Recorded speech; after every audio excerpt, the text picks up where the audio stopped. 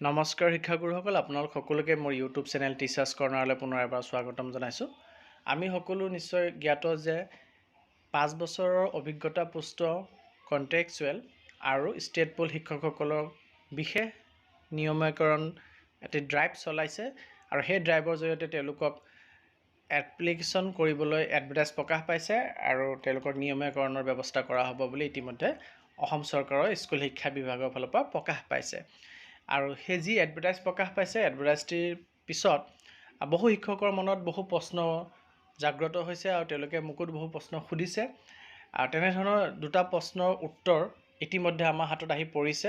যোন দুটা উত্তৰ মই আপোনালোকৰ লগত শ্বেয়াৰ কৰিম, ভিডিঅ'টি সেওঁলোকে চাব, চাই ভাল পালে লাইক এণ্ড শ্বেয়াৰ কৰিব আৰু চেনেলটি যদি এতিয়াও ছাবস্ক্ৰাইব কৰা নাই কাইণ্ডলি ছাবস্ক্ৰাইব কৰিব।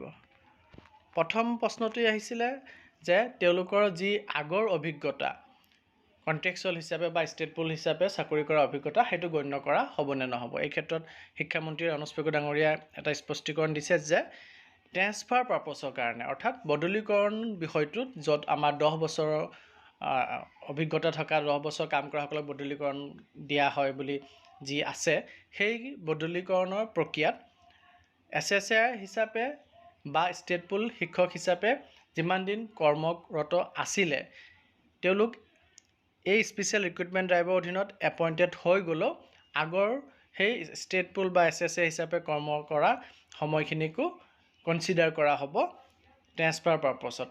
অৰ্থাৎ বদলীকৰণৰ ক্ষেত্ৰত যদি আপুনি 12 বছৰ কণ্টেক্সুৱেল হিচাপে কাম কৰিছে আৰু পিছলৈ আপুনি স্পেচিয়েল ৰিক্ৰুটমেণ্ট ড্ৰাইভত ৰেগুলাৰ হৈ পেলাই মাত্ৰ 1 বছৰ কাম কৰিছে, আপোনাৰ ছাৰ্ভিচ পিৰিয়ড 12+1 13 বছৰ গণ্য কৰা হ'ব ট্ৰেন্সফাৰ পাৰ্পছৰ ক্ষেত্ৰত। অৰ্থাৎ আপুনি বদলীকৰণৰ ক্ষেত্ৰত আপোনাৰ 13 বছৰ হৈছে বুলি গণ্য কৰা হ'ব। আৰু 2 নম্বৰত এটা ক্লিয়াৰিফিকেশ্যন দিছে, এইটোৱে যে 2021 চনত বা যিসকল শিক্ষকৰ এতিয়াও 5 বছৰ হোৱা নাই তেওঁলোকৰ কি হ'ব।